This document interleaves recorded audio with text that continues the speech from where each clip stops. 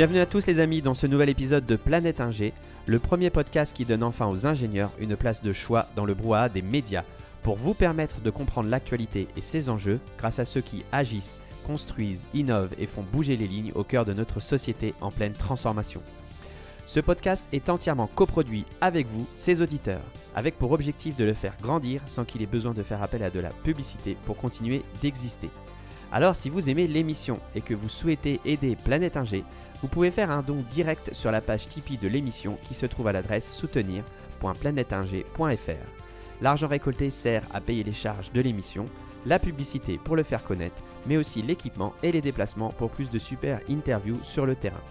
Je vous mets le lien dans le descriptif de l'épisode. N'oubliez surtout pas de vous abonner et je vous laisse en compagnie de l'invité pour un nouveau super épisode de Planète Ingé. Bonne écoute!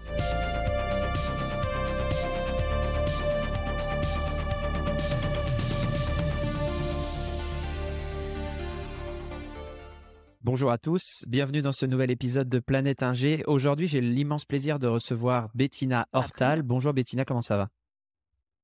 Bon, alors Bettina, c'est un peu spécial aujourd'hui. On enregistre cet épisode du podcast dans le cadre du Podcaston. Pendant 7 jours, c'est un challenge qui est donné aux émissions de podcast pour se mobiliser en faveur du monde associatif. Donc je crois que c'est une mobilisation qui rassemble aujourd'hui plus de 350 podcasts. Même moi, je ne savais pas qu'il y avait autant de podcasteurs en France. Je suis ravi de voir que tout le monde se mobilise et Planète Ingé ne fait pas exception. Donc, c'est dans ce cadre-là qu'on sortira ton épisode dès la semaine prochaine. Et tu es la marraine d'une association qui s'appelle Elle Bouge.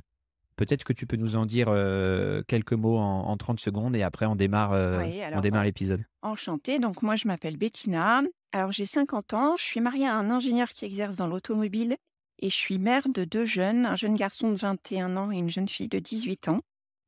Et en fait, j'ai la chance d'être engagée depuis bientôt 10 ans dans l'association Elle Bouge, qui est une association dont le but est de faire connaître aux jeunes collégiennes et aux jeunes lycéennes la variété incroyable de métiers et de domaines d'activité dans le domaine technique et industriel en France. Alors moi, je suis diplômée de l'INSA de Lyon en génie civil. Et j'ai la chance d'exercer dans les métiers du transport du gaz depuis 28 ans.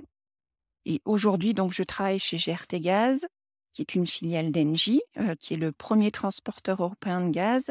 Et je suis directrice de l'école du gaz. Alors, en termes de parcours, en fait, bien que je sois ingénieure de formation, j'ai eu la chance, en fait, d'alterner durant toute ma carrière des métiers à la fois très techniques terrain, que ce soit en ingénierie, en exploitation, en maîtrise d'ouvrage, comme des métiers pas du tout techniques. Moi, je suis passée par les achats, par la stratégie, la finance. J'ai même fait du lobbying et des affaires publiques. Et en fait, c'est cette variété de métiers, de parcours et d'opportunités finalement qui sont super diverses, qui font la richesse de l'industrie gazière. Et moi, j'y suis donc naturellement restée parce que pour peu qu'on soit un peu curieuse et prête à se remettre à nu, chaque nouveau poste, finalement, permet de découvrir une nouvelle facette de l'utilité de nos métiers, d'apprendre plein de nouvelles compétences et d'y apporter un regard neuf. Bon, bah écoute, c'est une intro super bien maîtrisée. Merci à toi, Bettina. En tout cas, ça pose les bases de l'échange qu'on va avoir aujourd'hui. On va parler justement autour du gaz, la position du gaz dans la transition écologique. On va parler de l'importance de développer les sources de biogaz dans les territoires. On va parler transmission des savoirs. Ça nous fait un menu hyper riche. Je vais commencer quand tu regardes un petit peu en arrière tout ton parcours. C'est quoi la période qui t'a le plus marqué? Moi, en fait, c'est l'adoubement, on va dire. En fait, je suis d'une famille qui est pas du tout industrielle. Moi, je suis d'une famille d'origine agriculteur et professeur. Donc, j'étais la première de ma famille à faire un métier d'ingénieur. Je me suis jamais posé la question de limite ou de faisabilité, de métier faisable ou pas par une femme, par exemple. Et en fait, j'ai découvert l'industrie lors d'un stage à la SNCF et j'y ai aussi découvert les métiers d'infrastructure et l'esprit service public. Et alors, j'ai adoré. Et j'ai donc naturellement cherché à rentrer dans une grande entreprise industrielle de services. Et en fait, à l'époque, je suis tombée par hasard dans le gaz. Et c'est vrai que c'est, en fait, j'ai toujours ressenti un sentiment d'appartenance à une vraie communauté, en fait, celle des gaziers, des professionnels, aguerris, terrain, passionnés et passionnants d'ailleurs.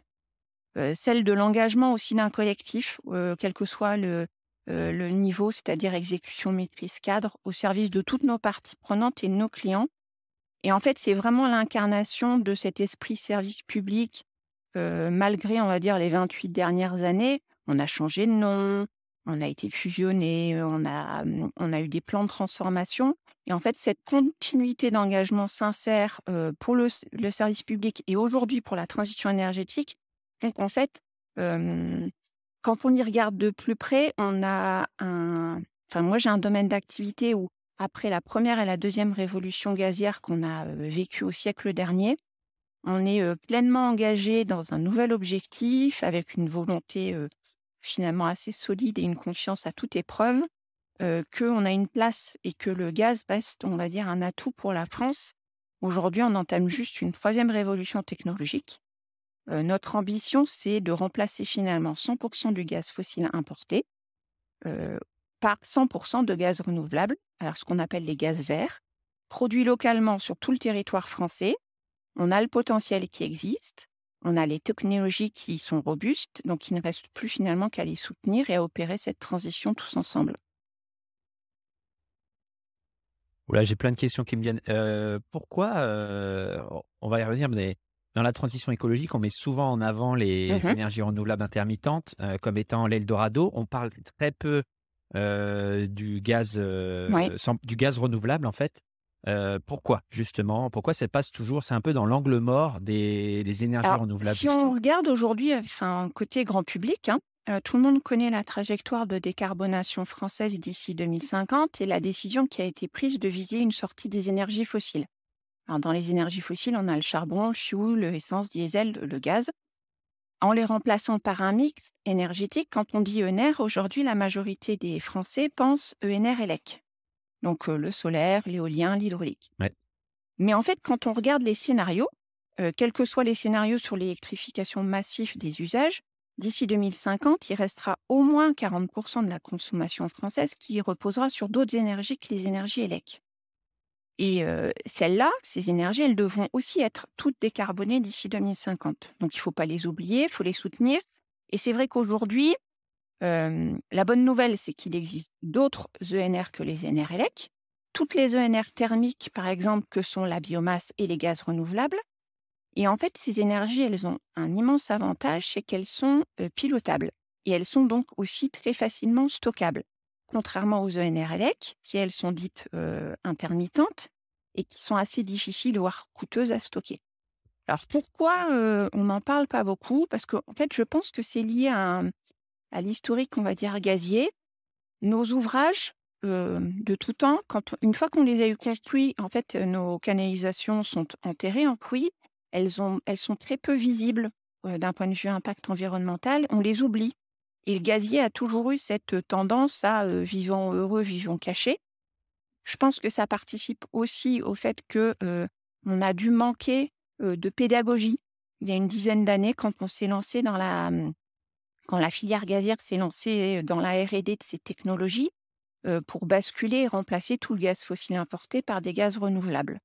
Hem, on travaille à corriger ce «défaut» entre guillemets de connaissances, alors auprès des parties prenantes que sont les collectivités locales, les industriels, ça fonctionne plutôt bien parce qu'en fait, ce sont des solutions qui apportent aussi, des externalités qu'on appelle positives et qui participent dans les territoires à créer une économie circulaire. Les gaz renouvelables, en fait, ce sont des gaz qui sont produits localement, donc 100 français, à base de déchets et donc ça apporte aussi finalement des solutions ou des réponses à d'autres problématiques, pas simplement énergétiques. Alors, nous, on est plutôt, confiants, c'est-à-dire quand on a la transition énergétique qui s'annonce, on sait que le secteur gazier, il y a toute sa place. Le gaz de demain il sera plus importé ni fossile, mais il sera local et vert et c'est vrai qu'on doit, partager bien plus cette pédagogie et faire mieux connaître et partager avec le grand public, les opportunités et les métiers y offre d'ici 20-30 ans. Est-ce que tu identifies des blocages justement vis-à-vis de l'opinion publique, par rapport à un déploiement de telles solutions? Peut-être qu'après peut-être que je vais En ouais, fait, bah, non, vas-y, essaye d'y répondre. Parce le qu'en fait blocage, il vient surtout d'un manque de connaissances. En fait, ce sont des technologies qui sont innovantes, donc du coup, elles sont peu connues. Et pour le moment, elles intéressent surtout des grands groupes industriels de valorisation des déchets. Elles intéressent des industriels, des collectivités locales. Et alors, il y a toute une frange aussi de la population qui s'y intéresse, ce sont les agriculteurs. Parce qu'en fait, ça permet d'améliorer la valorisation de leurs déchets en minimisant leur coût de traitement. Euh, mmh, quand nous, on se met à faire de la pédagogie, à faire visiter, à démontrer, en fait, parce qu'on a déjà à peu près 500 unités qui fonctionnent aujourd'hui en France et qui sont raccordées au réseau français, quand on fait des portes ouvertes et qu'on partage finalement le vrai modèle d'économie circulaire qu'elle génère, c'est-à-dire du circuit court, de la décarbonation des usages, et quand on travaille sur les externalités, parce qu'on peut aussi avoir un voisinage des fois qui soit un peu réticent par rapport à ces externalités qui peuvent leur paraître difficiles à appréhender tant que c'est un projet. En fait, on arrive à convaincre, mais c'est comme tout projet, en fait. C'est comme tout projet d'ENR, même un projet d'énergie solaire, photovoltaïque ou d'énergie éolienne génère de l'opposition. Donc, en fait, bah, c'est mmh, pour ça que je te pose la question. C'est qu'on voit mmh mh. aujourd'hui que les oppositions, elles sont même très violentes, parfois basées sur, En fait, légitimes ou pas légitimes d'ailleurs, mais les oppositions. comme on vient avec une nouvelle technologie et quand on vient dans des environnements qui ne sont pas habitués à avoir des installations de production d'énergie, en fait. Aujourd'hui, à part les centrales qui sont, entre guillemets, connues, implantées dans les territoires, ces ENR, ça vient perturber un autre type de territoire en faisant émerger des dizaines, voire des centaines d'implantations nouvelles. Euh, Moi, je pense qu'en fait, avec de la pédagogie, du temps et beaucoup de concertation, c'est-à-dire en fait, on ne vient pas avec un projet implanté de la même manière en Bretagne qu'un projet implanté, par exemple, dans les Hauts-de-France. Les gros avantages, en fait, qui sont liés à à ces technologies, elles s'expliquent, elles se démontrent et elles se partagent. Alors, c'est vrai que le français, qui est le voisin de cette installation, on va peut-être moins l'accrocher avec le côté contribution à l'indépendance énergétique du pays, mais on va peut-être plus l'accrocher avec le côté économie circulaire dans le territoire parce que ça crée de l'emploi local, non délocalisable, et ça assure aussi un débouché à de nombreux déchets. Ça, c'est une énergie, entre guillemets, qui mérite d'être connue aussi parce qu'en fait, c'est une énergie qui est compétitive. C'est-à-dire, si on prend par exemple la récente crise ukrainienne qu'on vient de vivre avec l'envolée du prix du gaz et aussi de l'électricité sur les marchés, euh, ces énergies renouvelables françaises, elles ont un prix qui va être stable, qui va être garanti. Et donc, ça va offrir une visibilité claire aussi à long terme, à la fois pour les particuliers et pour les entreprises. OK. Je pense que là, les auditeurs, nous ont vu attaquer dans le vif du sujet et je leur dois, de Mhm. rembobiner un petit peu et de te poser une question. Est-ce que tu peux nous expliquer de façon simple ce qu'est, du gaz, 100 Mhm. renouvelable ou du Alors, en biogaz, fait, si il on peut existe l'appeler comme ça? plusieurs catégories ou typologies de technologies. Aujourd'hui, la plus connue, c'est le biométhane. Donc, en fait, euh, première, on va dire, filière des gaz renouvelables, elle a émergé il y a une dizaine d'années.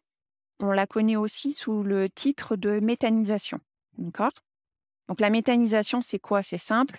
C'est un processus de décomposition des matières organiques par des bactéries qui agissent dans un milieu en absence d'air.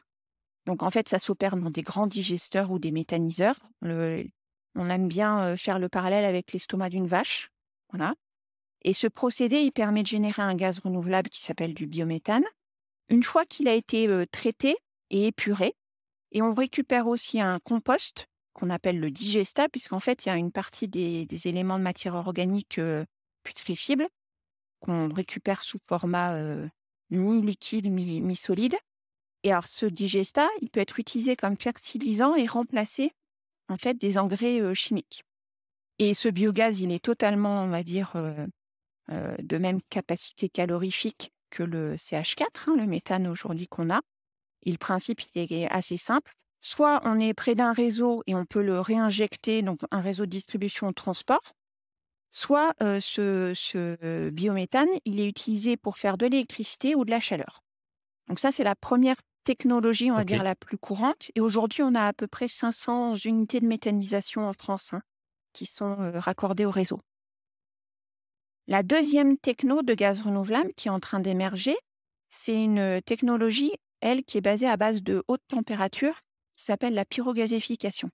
Et là, en fait, c'est pas des déchets organiques qu'on vise à traiter et à finalement valoriser. Ce sont plutôt des déchets solides, des matières résiduelles difficiles à traiter, des pneus usagés, du bois contaminé, des traverses de chemin de fer, des fils plastiques, des déchets de cellulose.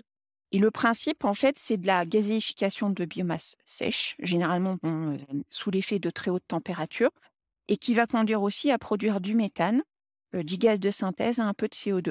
Et une fois qu'on aura Mais du coup, on utilise de l'énergie oui, pour, oui, on créer, utilise de l'énergie, en fait, pour chauffer, ouais. oui, mais donc le rendement, il est quand même positif à la sortie.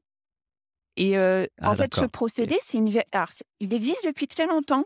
C'est une version, primitive qui était à la base des gazogènes qui étaient utilisés dans la traction automobile pendant la Seconde Guerre mondiale. Il est juste, il est juste resté endormi pendant nombreuses années.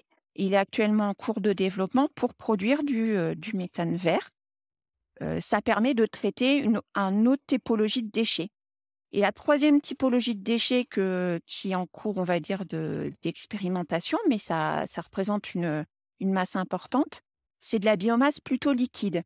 Donc tout ce qui est, boue, fumier, lisier, les effluents des industriels, des algues aussi. Et ça, c'est une autre typologie de gaz qu'on appelle la gazéification hydrothermale, GH. Et elle nécessite plutôt de la très haute pression, entre 250 et 300 bars.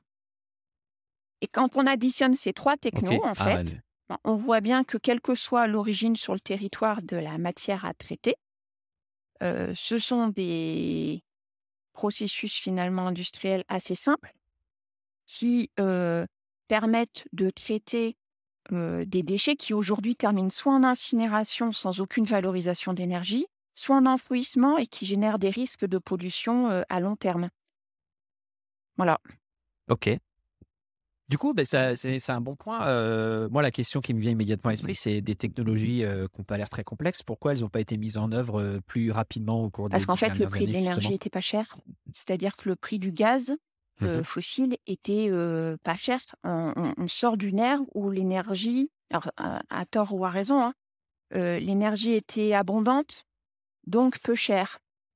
Quand je dis peu cher, on avait des coûts de gaz, hein, d'énergie, avoisinant les 20-30 euros. Là, on parle de technologies qui produisent du gaz plutôt aux environs de 70 à 100 euros. OK. Mais est-ce qu'il y a pas une opposition aussi des pétroliers, pour, justement, faire un lobbying inverse, et dire: «Non, non, utilisez plutôt, notre gaz naturel qu'on sort, des cavités» et qu'on sait, Mmh. hein, je rebondis sur le dernier rapport, du GIEC qui nous dit: «Attention, quand même l'urgence est là, il faut absolument arrêter d'extraire le gaz et au maximum». On sait que, bah, donc il va y avoir, bagarre avec, les pétroliers. Est-ce qu'ils ont fait aussi pression, ou est-ce qu'ils font toujours pression pour J'ai pas s'opposer au l'impression. développement du gaz, En fait, j'ai pas renouvelable? l'impression. Je dirais plutôt que c'est, hem, comme toute nouvelle techno, ça nécessite la maturité de ces technologies et on va dire le développement de ces filières nécessite des investissements quand même assez conséquents. Et les développeurs ou les acteurs concernés, ils n'étaient pas, suffisamment incités à investir dans ces technos. Parce qu'en fait, on a besoin de protos, ensuite de pilotes pré-industriels ou de démonstrateurs industriels avant d'envisager, des productions, on va dire, à grande échelle.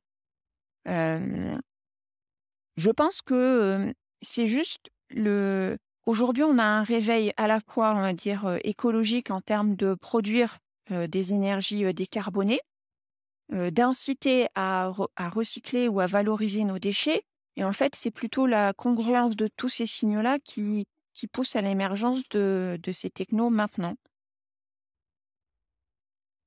OK. Donc du coup, est-ce qu'il reste des obstacles, justement au développement de ces En technologies-là, fait, Bettina? c'est juste en termes d'ambition et d'objectifs fixés par filière. Alors, c'est en train de se jouer maintenant. C'est-à-dire que quand on regarde, la programmation pluriannuelle de l'énergie, en tout cas la précédente, qui fixait des objectifs de développement par filière d'ENR, hem, les gaz verts et les gaz renouvelables, donc le biométhane, hein, principalement, c'est la seule filière à avoir dépassé ses objectifs de la précédente PPE. Donc on est en train, on va dire, d'œuvrer, enfin et de militer pour que les objectifs suivants soient plus ambitieux. Une fois que les objectifs sont plus ambitieux, ça veut dire que ça génère un cercle vertueux, vis-à-vis de tout le monde et notamment vis-à-vis des industriels en les poussant à investir puisque on a derrière des, modalités de rémunération et des systèmes, hein, de tarification qui, permettent de donner de la lisibilité et des trajectoires, positives à la filière. Si les objectifs sont pas suffisamment ambitieux, ça poussera pas à investir dans ces technos-là, au contraire, par exemple, de l'éolien ou du solaire. Ouais, il y a un vrai, c'est ça en fait l'enjeu, suivant. Aujourd'hui, on vise Ouais, mais encore une fois, ce que tu disais, c'est qu'on se bat pas sur la même verticale. mmh, Là, on parle de NR thermique et pas de NR électrique. Donc, on a toujours l'impression que les politiques, même les journalistes ou les gens mélangent un peu tout. Dès qu'on parle de transition que écologique, on d'électricité. nous parle que Exactement. d'électricité, mais et on oppose parfois les deux, alors que c'est complètement séparé. Il faut un De développement l'ensemble des massif solutions possibles, en fait. des Ouais. deux, Nous, de l'un, ce qu'on prône, complètement. c'est que, c'est ridicule, c'est même contre-productif, d'investir ou de jouer une énergie aux dépens de l'autre. Heu, il y a de la place pour toutes les solutions. L'idée, hein, c'est vraiment en 2050 d'arriver à décarboner l'intégralité du système énergétique et même à terme, quand on regarde, même si on double l'utilisation, de l'électricité, hein, on parle d'électrification massive des usages. En fait, on n'arrivera pas à décarboner, uniquement avec de l'électricité. Le système ne tient pas, donc dans la cible du système final, on sait qu'il faut une part, faire de la place à toutes les énergies et dans les trajectoires, nous, ce qu'on essaye de militer en ce moment, c'est de démontrer qu'il y a de la place pour tout le monde, que le potentiel, non seulement existe, mais que la faisabilité finalement, la faisabilité d'un point de vue pragmatique, fait que ces scénarios, doivent faire de la place à tout le monde. Mais est-ce qu'il n'y aura pas une opposition aussi? Parce que tu vois, dans la partie électrique, on voit qu'il y a une volonté de certains de développer massivement heu, l'hydrogène comme solution, de stockage de l'électricité et cetera, alors que d'autres solutions de production électrique sont peut-être moins, fantaisistes en termes de développement de technologie. Est-ce que du coup, il n'y a pas une espèce de vase communicant des budgets entre l'électrique et le développement du ou c'est pas un problème, de développer les 2 filières? Enfin, Moi moi, de mon point de vue, moi, je pense que c'est l'hydrogène qui attire l'attention de beaucoup pourrait être une gabegie financière vis-à-vis de: «OK, on développe des capacités, pilotables hydrauliques, le nucléaire, les ENR, les renouvelables». Voilà, ça c'est bien, et la verticale thermique qui est, le gaz renouvelable, quoi. Est-ce que ma question, c'est est-ce qu'il n'y a pas une gabegie financière des fois par manque de compréhension où chacun essaie de tirer la en fait, couverture à soi? dans toutes les filières, dans toutes les stratégies de développement, il y a forcément une concurrence. Après, il y a un principe de réalité qui va s'appliquer, moi, je pense, c'est que, aujourd'hui, on a quand même, des réseaux qui ont été construits, payés, hein, investis par nos grands-parents, par les générations d'avant. Alors quand je dis réseau, c'est réseau de transport, de distribution et stockage. Ça a une fonctionnalité, ces réseaux. Si on devait intégralement remplacer par, le système énergétique gazier par uniquement de l'hydrogène, ça voudrait dire que ça reviendrait à devoir construire ex nihilo plus de 10 000 kilomètres de canalisation, dédiés à l'hydrogène pour relier tous les points de consommation et les points de stockage, puisqu'en fait, il n'y a que les stockages salins, hein, aujourd'hui en France, donc qui sont situés dans le sud de la France, qui permettent de stocker de l'hydrogène. Franchement, ça serait contre-productif de militer pour ça. Par contre, ce qui est important, et alors moi je jette pas la pierre, on va dire, au développement de l'hydrogène, on a besoin de toutes les solutions, y compris de l'hydrogène, parce que l'hydrogène a une vertu, c'est qu'elle permet de transformer l'énergie électrique qui est produite par les ENR type solien et éolien, qui sont des énergies, on va dire, non pilotables, non stockables aujourd'hui, produits à des moments où on n'a pas forcément des pics de consommation dans le réseau. Donc, on aura quand même besoin d'hydrogène et pour aussi peut-être décarboner massivement certains types d'usages, par exemple des usages industriels. Mais à ce moment-là, ça voudrait dire que ça ne sera pas des points de consommation hydrogène et des réseaux hydrogène partout. Ça sera plutôt des hubs industriels d'hydrogène localisés sur les grands hubs portuaux industriels français et qu'on aura besoin de quelques grandes canalisations d'hydrogène pour les relier. Et auquel cas, à ce moment-là, on revient toujours sur un scénario, entre guillemets, on fait de la place à toutes les solutions, on fait de la place à toutes les énergies et on combine la réutilisation de ce qui existe aujourd'hui, parce qu'en fait, c'est quand même ce qui a un moindre coût à l'arrivée. Très intéressant. Je t'ai un petit peu challengé, je m'excuse. C'est quoi, tu nous as parlé de dynamiser les économies locales justement grâce à ces filières de gaz renouvelables. Tu peux nous en dire un petit peu plus? En fait, quand on regarde les atouts des gaz renouvelables, alors on a parlé des impacts écologiques tout à l'heure, forcément. En fait, on a un impact économique.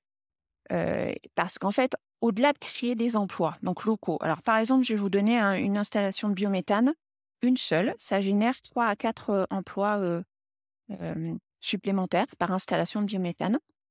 Donc, on a des trajectoires, on va dire, estimées d'emplois. À terme, on envisage qu'on pourrait faire générer à peu près 100 000 emplois créés sur le territoire.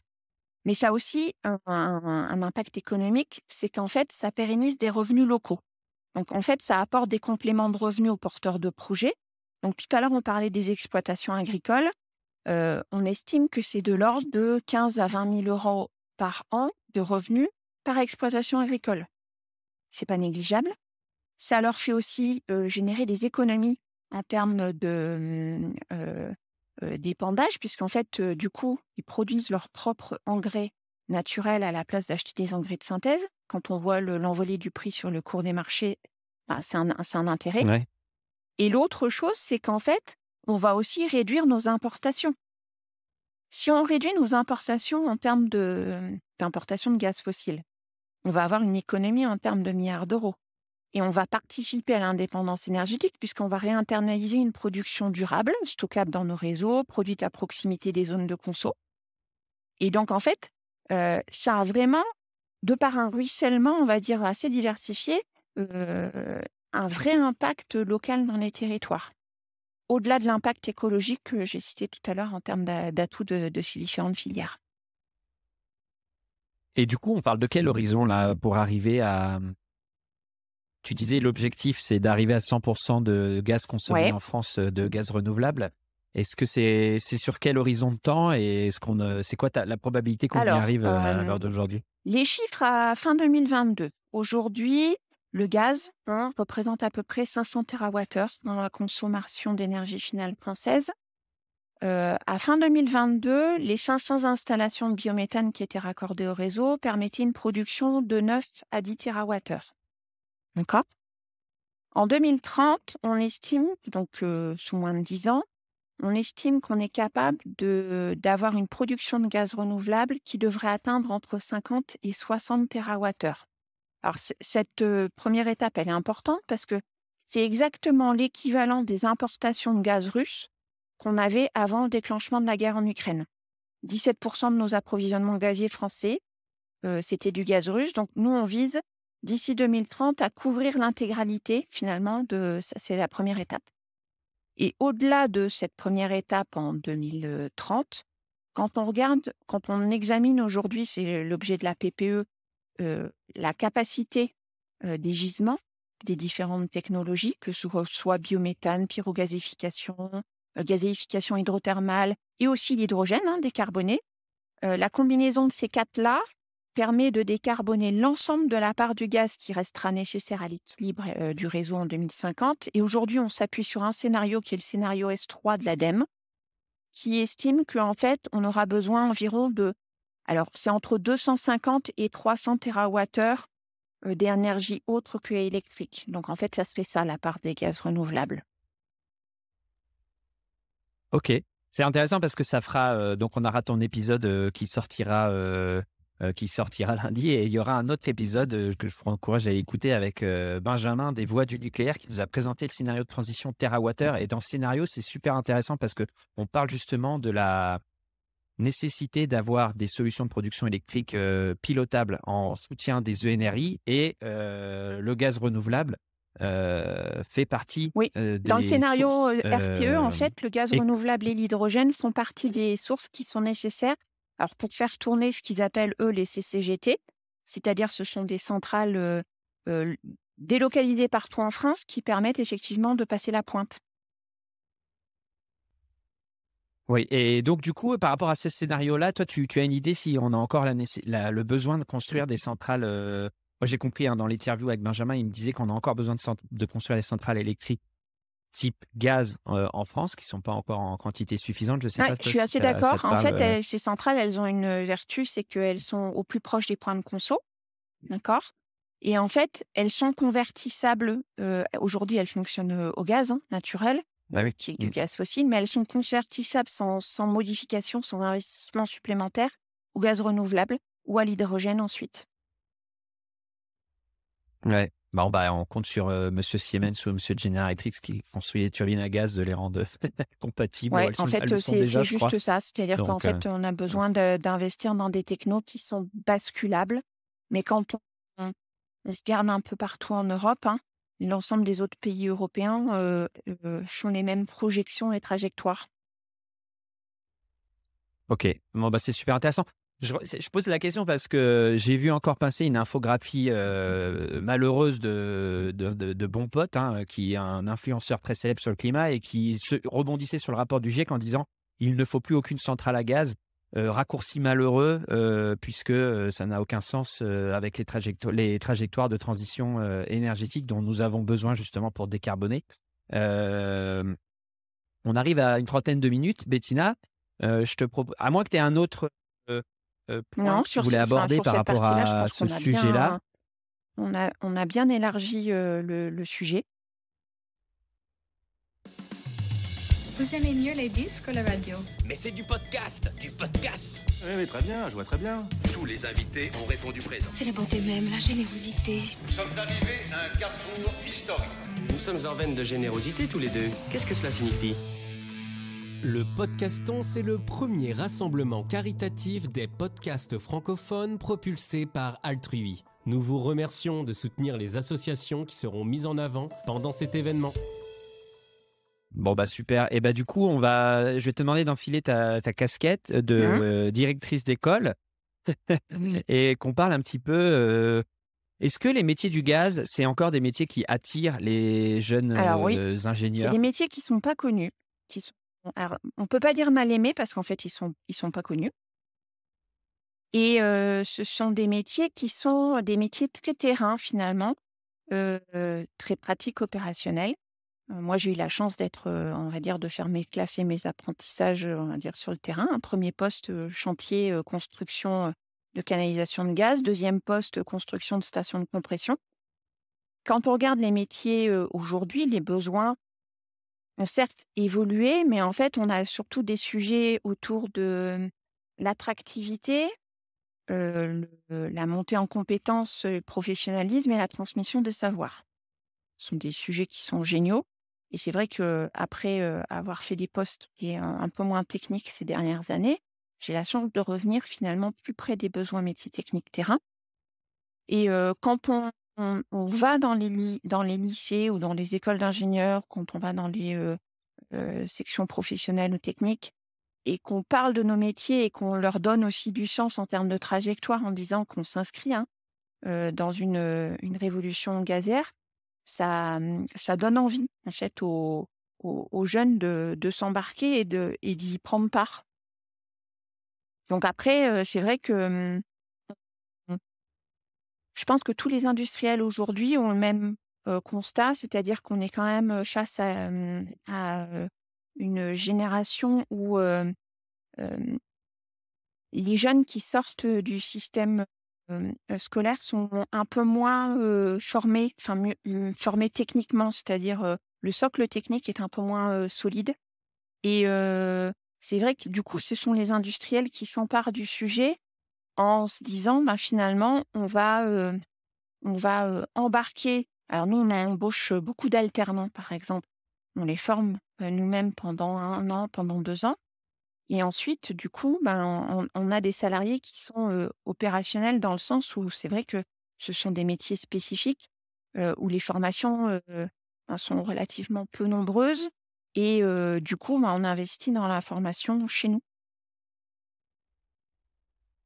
C'était quoi les compétences du coup et les connaissances qui ont besoin d'être mises et d'être développées chez les en fait, je pense que ça doit être spécifique à différentes tranches d'âge et les différents métiers, mais de façon un peu high level, ce serait quoi, toi, les compétences On a et différents profils. On a besoin de compétences très, par exemple, très mécaniques, très électrotechniques aussi.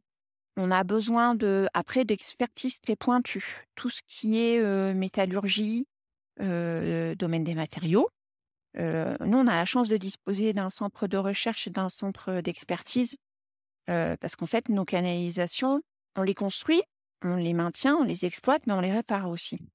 Une canalisation de gaz, durée de vie 60-70 ans. Une station de compression, durée de vie 30-40 ans.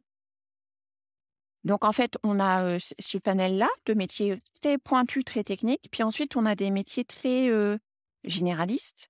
On a besoin de compétences en gestion de projet. On a besoin de compétences en maintenance, intervention, exploitation. On a à la fois un cœur de compétences socles et puis autour, on a des métiers qui s'adaptent et qui se digitalisent aussi beaucoup avec pas mal de capteurs et de signaux qui nous permettent de récupérer de l'information et de piloter à distance aussi. Donc ça, ce sont des nouveaux métiers. Ça représente combien de personnes en besoin dans les 10-20 prochaines années en besoin de main-d'œuvre Alors nous, et de chez matières grises? GRTgaz, on est 3200. D'accord. Si on prend GRDF, qui est le distributeur à côté, gazier, ils sont 4 fois plus nombreux que nous. Donc, ils sont un peu plus de 12 000, je pense. Nous, à GRTgaz, on embarque, entre guillemets, chaque année entre 150 et 170 nouveaux collaborateurs. Alors, ça peut aller du jeune fraîchement diplômé jusqu'à des salariés expérimentés qu'on embauche parce qu'en fait, on a un besoin très particulier en système d'information Indus ou un expert dans le domaine de la métallurgie, j'en parlais tout à l'heure.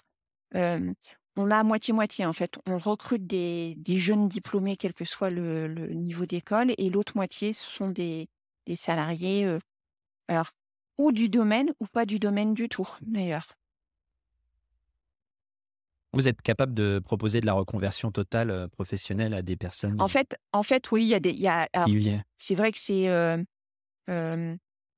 c'est pas le cœur du recrutement, on va dire, qu'on opère, mais franchement, par exemple, sur des postes de management, on a déjà eu des recrutements de gens qui avaient travaillé dans l'eau, dans les déchets, dans les services. Et en fait, être manager dans une industrie technique, on n'a pas besoin non plus d'avoir des managers experts du domaine. Ah ouais. Ok, non, mais c'est intéressant. En plus, on parle de l'allongement de durée de travail, donc il faut que les gens puissent faire la bascule entre les verticales, savoir se reconvertir, ça fait partie des challenges. Est-ce qu'il y a ça va vous arriver à équilibrer l'entrée de nouveaux jeunes par rapport au départ des personnes plus expérimentées, des anciens C'est un vrai qui partirent challenge. avec les savoirs, C'est un vrai c'est un challenge. enjeu Et là, pour pour le vous coup, aussi? je pense que Ouais. toutes les industries en France sont confrontées, entre guillemets, à la même angoisse. C'est que cette transmission des savoirs, elle doit absolument s'opérer en termes de savoir-faire, de bonnes pratiques, d'apprentissage et de maintien dans la durée tout au long de la carrière. Et en fait, on se rend compte qu'on ne peut pas concentrer l'expertise sur des domaines cruciaux sur une seule personne. Et c'est là où effectivement le principe de le compagnonnage, ça fonctionne, mais pour ça il faut avoir du temps, il faut libérer du temps, il faut l'identifier dans les équipes en question. Pareil quand on recrute des alternants, il faut avoir des tuteurs ou des tutrices qui aient du temps. C'est pas juste en recruter un alternant pour 2 ans parce qu'en fait ça nous fait des bras ou de la main d'œuvre en plus. C'est pas ça le principe, hein.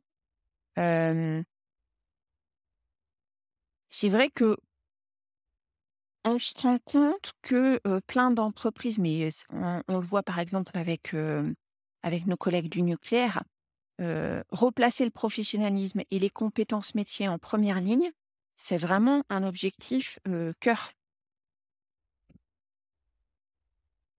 Est-ce que je vais peut-être dire un truc, mais tu vois, on a un appauvrissement, on le dit, un appauvrissement du niveau scolaire, malheureusement en France, qui est pas au niveau des autres pays européens, voire mondiaux.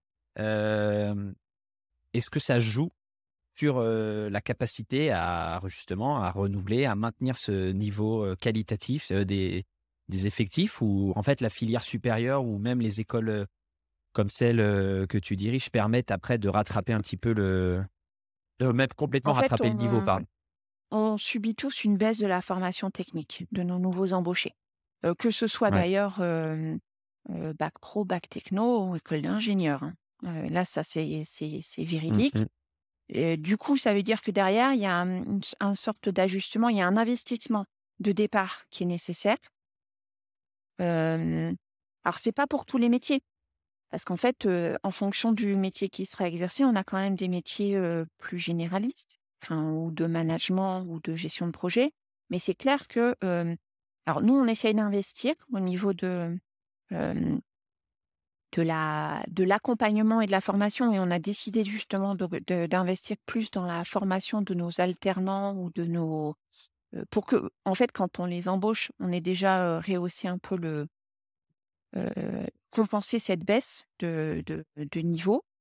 Mais derrière, ça veut dire que on est, enfin, quand je regarde les autres industriels, Renault par exemple, c'est pareil, a recréé son école entre guillemets de métier interne.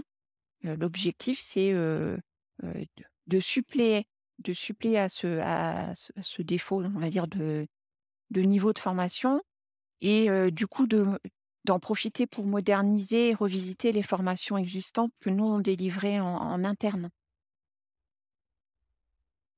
Ouais, je comprends.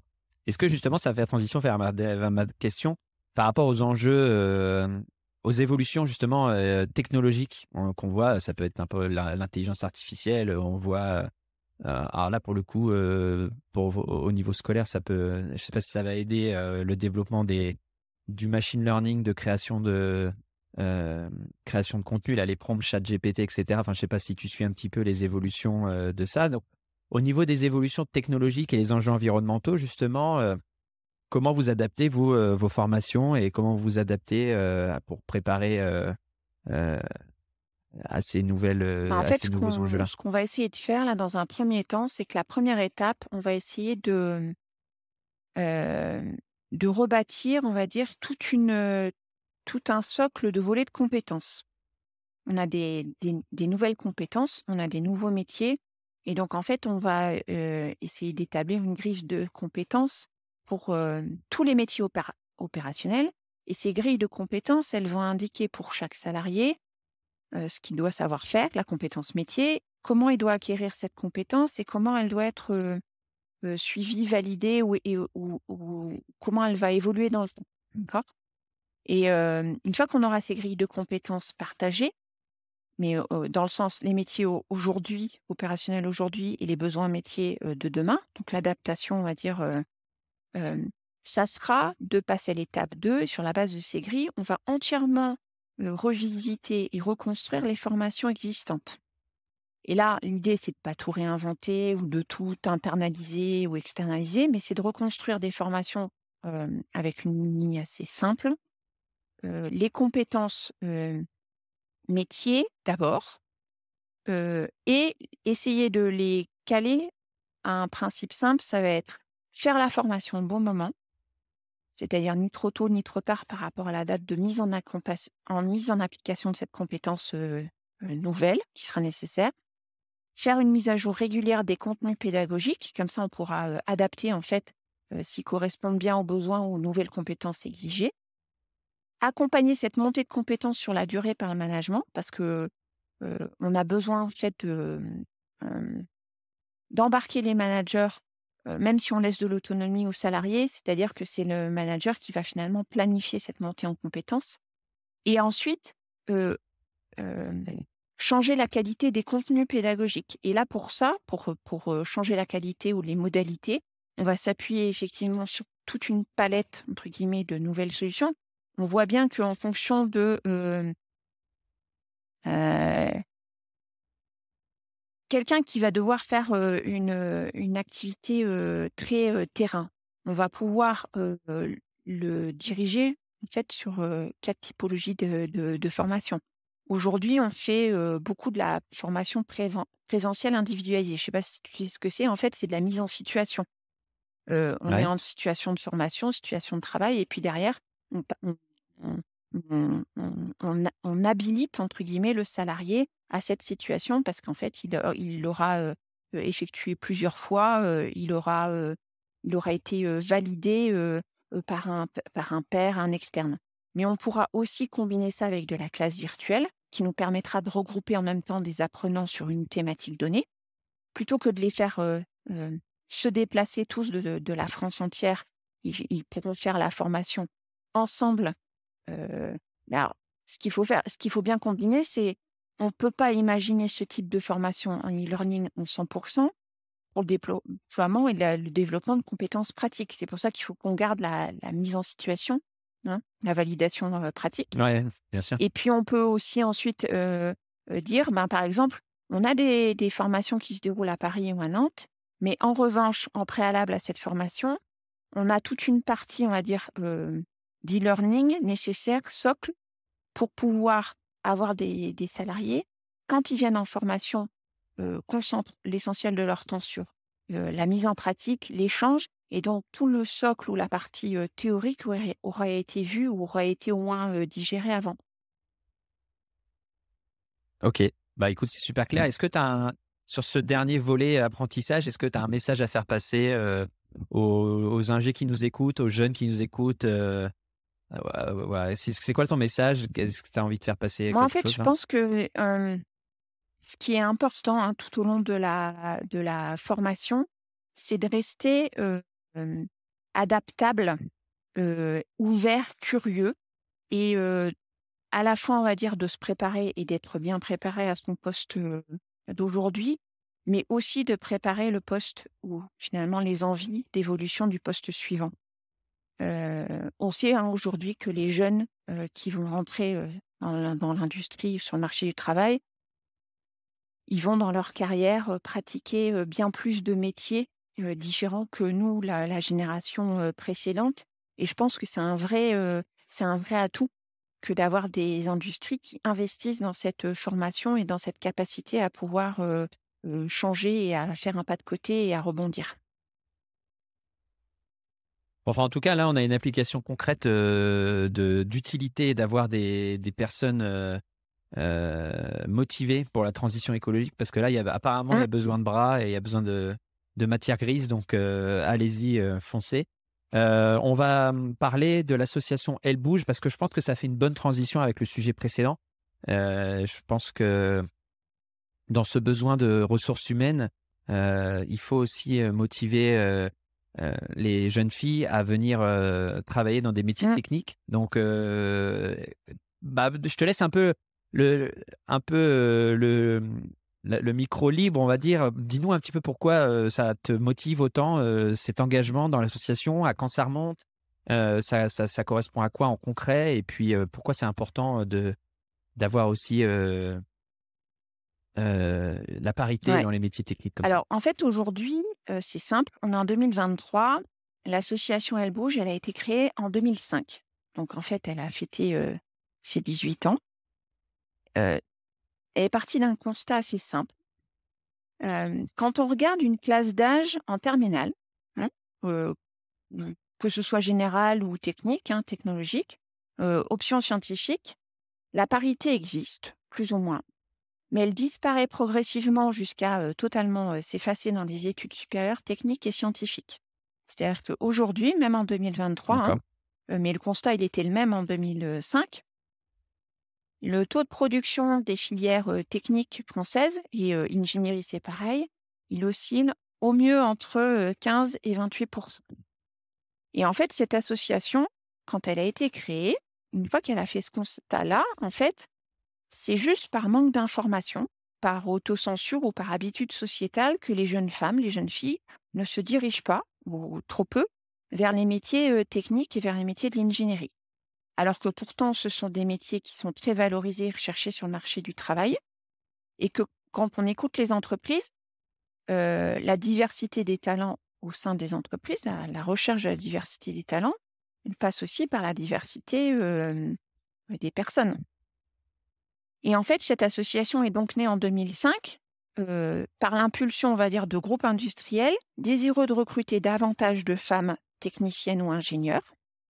Et l'idée, ça a été d'embarquer et de fédérer non seulement des entreprises du secteur industriel, mais des partenaires du monde de l'enseignement, donc collèges, lycées, universités, écoles d'ingénieurs, pour susciter les vocations.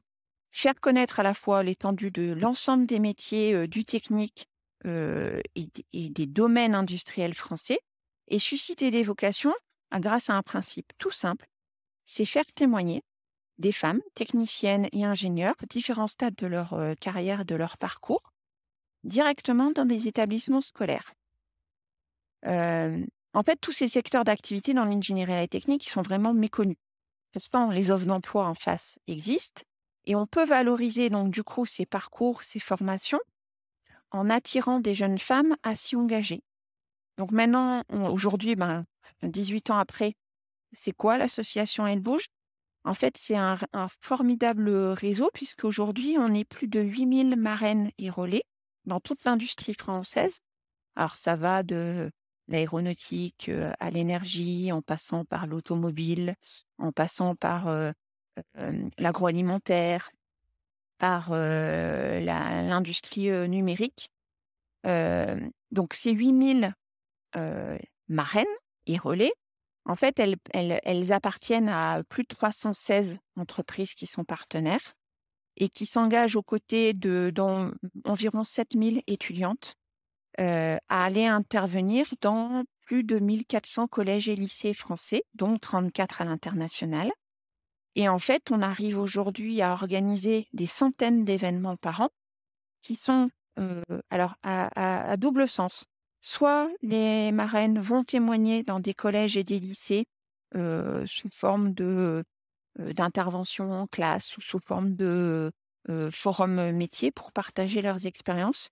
Soit ce sont les entreprises qui invitent des classes entières à venir visiter leur site, visiter des chantiers, visiter des sites de R&D. Nous, on a invité une classe de collégiennes du Val d'Oise en novembre dernier lors de la semaine de l'industrie à venir visiter, par exemple, notre centre de recherche sur les gaz renouvelables qui s'appelle RICE, qui est à Villeneuve-la-Garenne.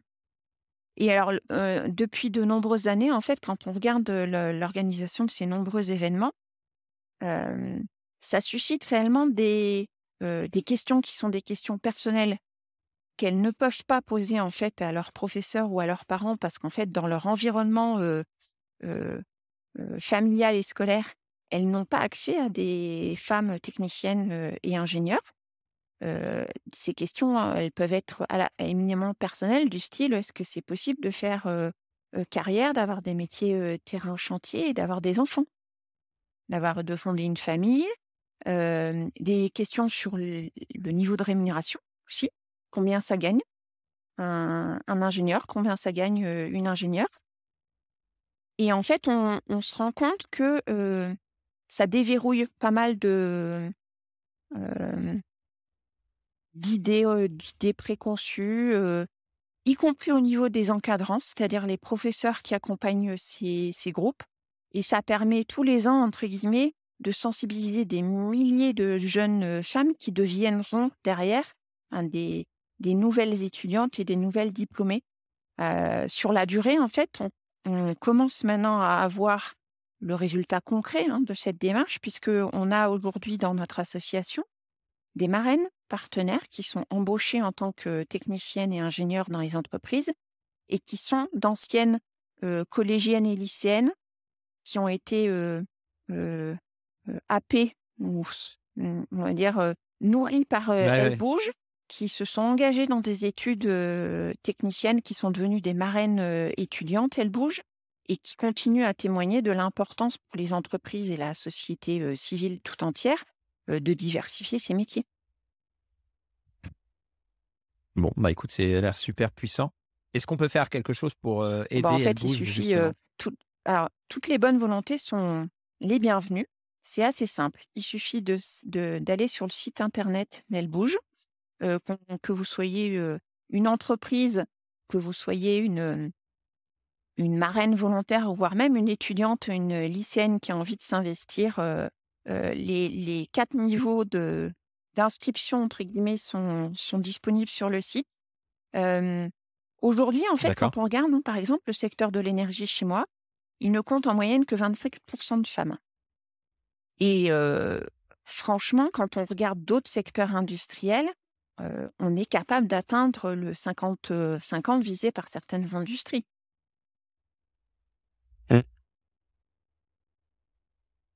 Eh ben oui, donc il faut Ouais. Alors faut moi, mettre j'ai les la bouchées chance d'être doubles. dans un groupe et une entreprise qui est partenaire d'Elle Bouge déjà depuis 7 ans.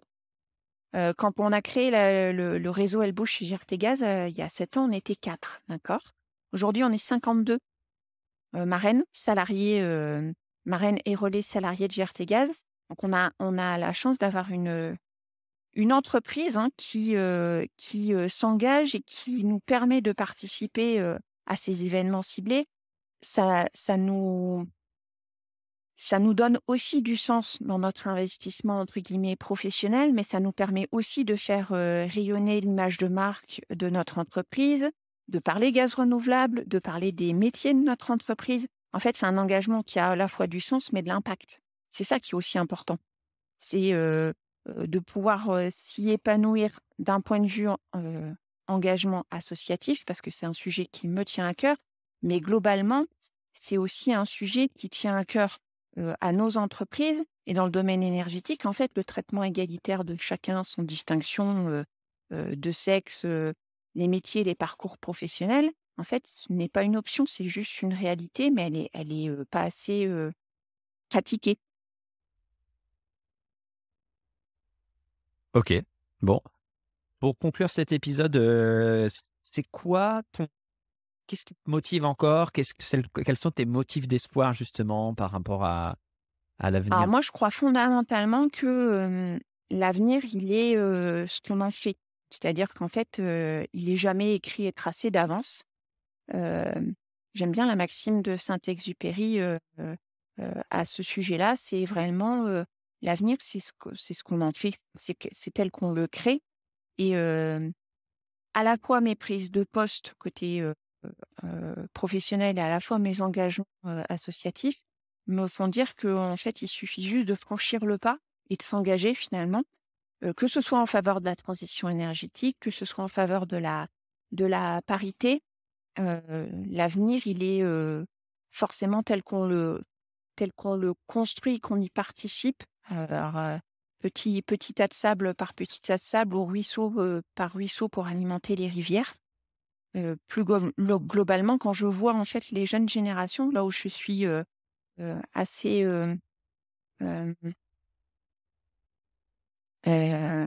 heureuse, c'est de voir que en fait ils sont très branchés sens et engagement, et c'est une génération qui est très optimiste. Et donc du coup, en fait, je suis persuadée qu'on trouvera ensemble des solutions. Il suffit de les construire. Bon, bah, c'est un super message. En tout cas, hein, moi, ces épisodes de Planète Ingé, c'est toujours des motifs très rafraîchissants. Enfin, ce sont des événements très rafraîchissants parce que j'entends des gens qui bougent beaucoup et qui font des choses, et ça change un peu du discours négatif qu'on entend à longueur de journée sur les médias. Donc, On a encore un épisode hyper riche. On a parlé de transition énergétique. Je vous encourage à aller réécouter la partie sur le gaz renouvelable. On a une partie sur la transmission du savoir qui est clé dans l'industrie et pour qu'on puisse justement actionner cette transition. Et puis, la partie sur la parité dans les métiers techniques, c'est un combat de tous les jours, mais on commence, grâce aux associations comme Helpbush, à arriver à quelque chose d'intéressant. Merci beaucoup, Bettina, pour ta disponibilité. C'était un plaisir. En tout cas, merci beaucoup d'avoir élargi le spectre des invitations et puis alors, de passer de domaines variés, on va dire, qui permettent de scanner toute l'industrie et les activités industrielles françaises. C'est chouette. Ouais, on a réussi les transitions, on a réussi le grand écart. C'est un épisode un peu spécial. Il se place dans le cadre du Podcaston. Donc, je vous encourage à aller voir sur le site www.podcaston.org. Je vous mettrai le lien dans l'épisode pour découvrir les autres associations et les autres podcasts français qui se sont bougés pour l'occasion. Et puis, vous pouvez faire une promesse de don d'ailleurs pour les associations de votre choix. Donc, n'hésitez pas à aller sur le site podcaston.org. Et on compte sur vous. Merci à votre fidélité sur le podcast Planète Ingénieur. À bientôt. Et puis, à la semaine prochaine. Et stop. Et voilà, c'est la fin de cette interview passionnante. J'espère que comme moi, vous avez appris plein de choses et que vous vous êtes régalés. Si vous avez aimé, surtout partagez l'émission autour de vous. Et n'oubliez pas qu'elle est coproduite par les auditeurs et les invités. Donc, je compte sur vous pour la soutenir. Vous pouvez le faire de deux manières, soit en achetant les NFT sur planetag.uncut.fm ou tout simplement en faisant un don sur la page Tipeee. Je vous mets le lien dans le descriptif de l'épisode. En attendant une nouvelle aventure lundi prochain, abonnez-vous à la newsletter newsletter.planetag.fr pour ne rien rater du podcast. Merci les amis, à la semaine prochaine.